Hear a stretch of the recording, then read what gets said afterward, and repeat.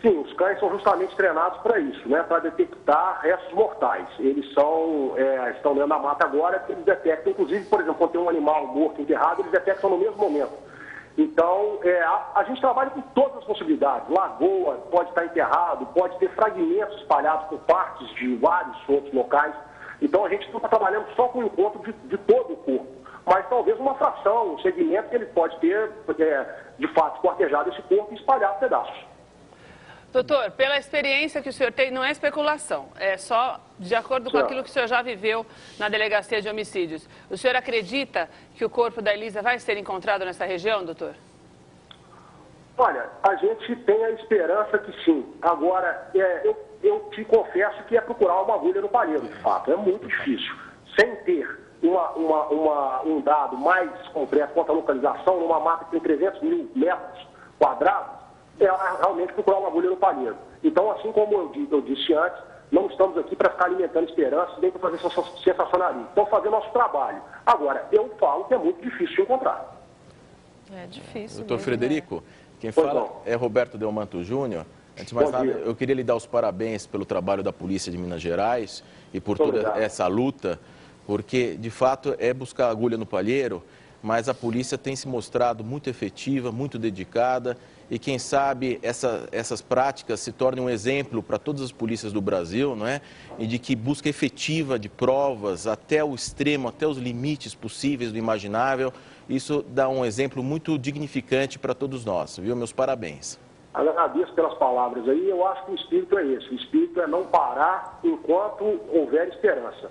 A gente não está querendo iludir ninguém. Estamos aqui fazendo um trabalho sério e esperamos encontrar. Se não for encontrado, pelo menos vamos dormir todos com a consciência tranquila de que o trabalho foi levado ao limite.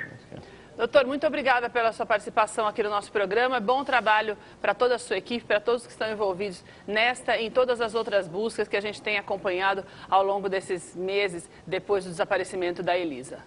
Muito obrigado e um abraço a todos aí da mesa.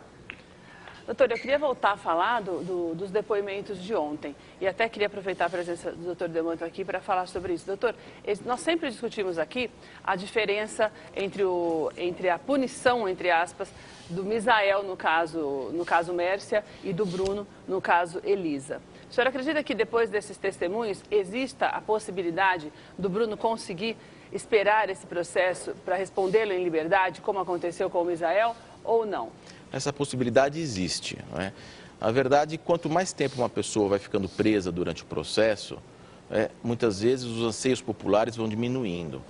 Já se passou pelo Tribunal de Justiça de Minas Gerais, em que o habeas corpus foi pedido por 2-1, e a defesa certamente está indo ao Superior Tribunal de Justiça, em Brasília.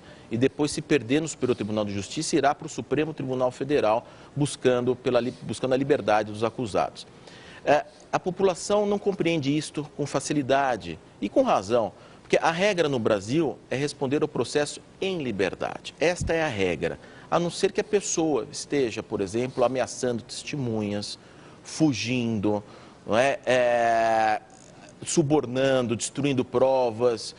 Então, é muito difícil hoje, com uma justiça muito lenta, a população aceitar o fato da pessoa ficar em liberdade. E nós temos o caso do Pimenta Neves, por exemplo, até hoje está em liberdade, um réu confesso. Então a população se revolta e com razão. A população tem a razão dela. Mas e a justiça tem os seus motivos também. O problema é esse tempo, essa lerdeza, essa morosidade da justiça brasileira. Mas nesses casos, nós estamos vendo que, em havendo pronúncia, né, porque encerrada a oitiva das testemunhas, a juíza lá em Minas Gerais vai decidir se eles vão a júri popular ou não. E essa busca do corpo, ela não pode ser também endeusada, porque se o corpo realmente não for encontrado, a defesa vai se valer deste fato. Então agora na Lagoa, neste parque, e não sendo encontrado o corpo, a defesa vai dizer, olha, não foi encontrado o corpo mesmo aí.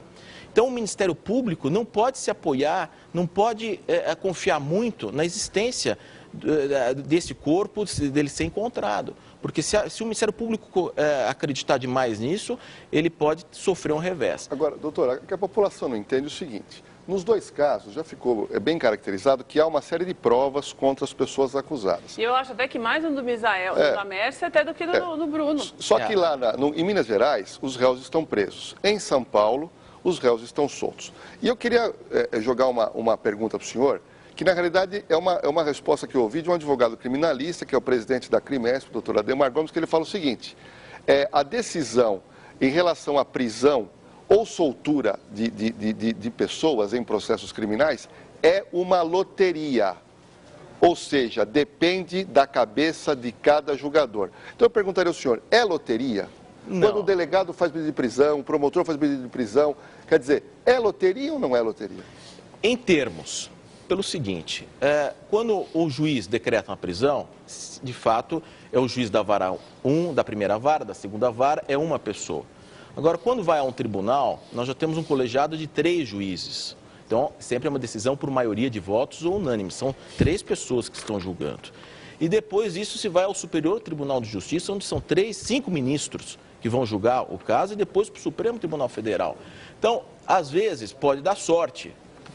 Isso existe um pouco, em tese, de cair numa Câmara mais liberal, não é, com uma desembargadora mais liberal, como aconteceu no caso Misael, é uma desembargadora que se realmente de uma origem, de uma índole muito libertária, garantista, é uma formação humanista dela. Existe mas isso é controlado justamente pelos recursos ao Superior Tribunal de Justiça. Então não existe regras, então? Não existe. A justiça dos homens, ela é desigual. Acontece. Então, o Tribunal de Justiça de Minas Gerais, no caso aqui da Elisa, foi mais rigoroso com o Bruno do que o Tribunal de Justiça de São Paulo com o caso Misael. Acontece. Só licença um minutinho, vou pedir licença para o senhor, que o doutor Hércio Quaresma, o advogado do Bruno, está na linha. Doutor Hércio, bom dia, é a Keila Lima, tudo bem? Bom dia, Keila. Eu queria render homenagem aos espectadores da Rede TV, ao Lordela, a Daniela e o doutor Delmanto, que se eu não estiver enganado, descendente do mestre Delmanto, um grande jurista do nosso país. Obrigado. Doutor, obrigada pela sua participação aqui no nosso programa. Eu queria que o senhor fizesse uma rápida avaliação do que foi a sessão de ontem lá em Ribeirão das Neves. O senhor considerou produtiva e positiva para os seus clientes, doutor? Para minha felicidade, eu estava ontem fazendo um júri no primeiro tribunal do júri, porque apesar do que outros pensam, eu não sou advogado de um caso só. Entrei em plenário às 13 horas e findou o julgamento às 23h20. E não fui bem sucedido nos meus reclamos, o meu cliente foi condenado. E a advocacia é isso, um dia os seus reclamos são atendidos, no outro dia os seus reclamos são rechaçados. E eu tive notícia dessa pavorosa informação e eu acho que isso impõe uma apuração rigorosa por parte da Corregedoria de Justiça, por parte da Corregedoria de Polícia, a Secretaria de Defesa Social para guarnecer a vida daquele indivíduo que, para mim, esta noite ele não deve ter dormido de pânico por conta do medo de ser morto. Doutor, de qual episódio o senhor está falando que agora eu me perdi?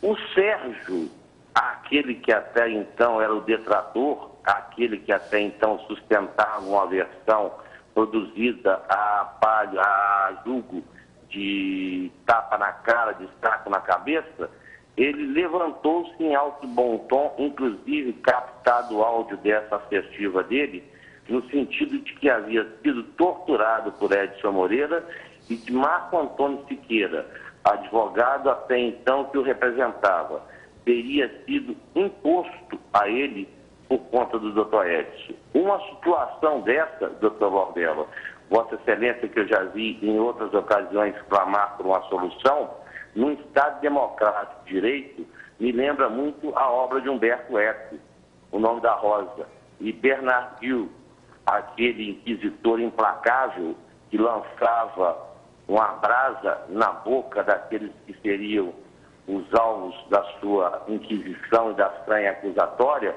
para que prestassem depoimentos. O que esse moço deve ter sofrido e vem sofrendo sob o julgo de Edson Moreira e que parece, segundo informações deste rapaz, estou trabalhando com aquilo que a mídia ouviu gravou e foi consignado em ata. O advogado dele foi imposto por Edson Moreira. Isso é inimaginável. Doutor, sabe o que eu queria te perguntar? Não, que a gente está aqui porque a gente quer perguntar, a gente fica meio querendo falar tudo. Sabe o que eu queria te perguntar? Em relação às crianças. A ida das crianças até o tribunal foi para reforçar a defesa do Bruno? Senhora, veja bem, a família do Bruno, como é que sabia de todos nós, não tem comigo boa relação. A custódia das crianças está sob o palio da genitora da Daiane. Então não tenho eu nenhum tipo de ingerência. Eu não promovo manifestações, eu trabalho nos autos, eu tenho contato com a mídia por conta de uma necessidade de expor os argumentos defensivos para não ficar só uma voz bradando, você vai morrer, né? Que foi aquele teatro nefasto vindo daquele patife chamado Edson Moreira, que agora procura um corpo na Lagoa do Nado, depois de ter procurado um corpo em Botucatu, depois de ter procurado um corpo dentro de um buraquinho na Casa do Bola, que eu chamo de Paulista, meu amigo, depois de ter procurado um corpo calcificado na região metropolitana, depois de ter procurado um corpo em lugar outro, uma outra lagoa. Doutor, porque então, à medida que eu não trabalho com esse tipo de situação. Isso é a manifestação de familiares que considero vítima. É o desespero, doutor. É o desespero. Essa moça tá perdida, sumida há muito tempo já. A família, é lógico, todo mundo quer procurar. Todo mundo quer uma resposta. Onde que está a Elisa? Ela está, segundo o doutor Edson Moreira, nos intestinos dos Rottweilers que ele conseguiu matar com leishmaniose. Porque o relatório de 70 laudas da autoridade policial, que é que nós podemos confiar na polícia capitaneada pelo Neandertal, ela foi deglutida num banquete à francesa por cães Rottweiler. Vocês me desculpem o sarcasmo. Eu sei que tem uma dor de uma família que ou pode ser planteada ou pode ser desaparecida. Doutor. Só um minuto. Lembremos todos nós que a mãe de Elisa Samúdio a abandonou em tenra idade nas mãos de um estuprador. Doutor, e a história pode ter se repetido. Doutor, por favor, só guarda o que o senhor está falando aí, porque acabou de cair um helicóptero, teve que fazer um pouso forçado agora há pouco aqui em São Paulo, e nós precisamos dar essa informação. Foi às 9 horas da manhã, aqui no Campo de Marte, que aconteceu esse pouso forçado. Você vê aí imagens ao vivo estão sendo feitas pelo nosso helicóptero. Segundo a sala de informações da aeronáutica e segundo os bombeiros, esse pouso foi feito às 9 da manhã. O helicóptero Águia da Polícia Militar foi acionado para o resgate das vítimas. E segundo também a sala de controle do Campo de Marte, 2 pessoas estavam a bordo do helicóptero modelo Robinson 22. E às 9h20 da manhã, os bombeiros informavam que uma pessoa teve ferimentos leves com a queda e foi levada para o pronto-socorro de Santana. 5 carros do Corpo dos Bombeiros foram para o local para o atendimento das vítimas. E você acompanha imagens ao vivo feitas pelo helicóptero da Rede TV. Nesse momento, é o que está acontecendo agora, lá no Campo de Marte. Vários bombeiros ainda estão trabalhando para tentar descobrir o que foi que realmente aconteceu. E a gente percebe que o chão está, ainda por causa do helicóptero, o chão está, olha só, dá para ver agora mais perto, aproximando o helicóptero um pouco danificado e espuma em volta do helicóptero. Os técnicos estão também ali no local, a vítima já foi socorrida, felizmente não houve ninguém com ferimentos graves, mas nós voltamos daqui a pouco com mais informações e também mais imagens do nosso helicóptero aqui da Rede TV. Doutor Écio, desculpe, o senhor estava falando que a mãe da Elisa... A relevância da informação aí para os seus espectadores é de maior monta do que a minha fala. Mas eu sei que o senhor estava dizendo. O senhor estava dizendo que é preciso tomar cuidado quando se fala do corpo da Elisa, porque a mãe dela deixou na mão de um estuprador. Em tenra idade. Então, o mundo, ele é uma esfera achatado nos polos. E a gente fala que o mundo é uma bola, ela dá voltas. Aquilo que a mãe de Elisa fez também. Porque não há, reitero, um único indicativo de que essa senhora tenha sucumbido das mãos de quem quer que seja. O palco tido como evento da morte foi rastreado, foi investigado, foi examinado com luminol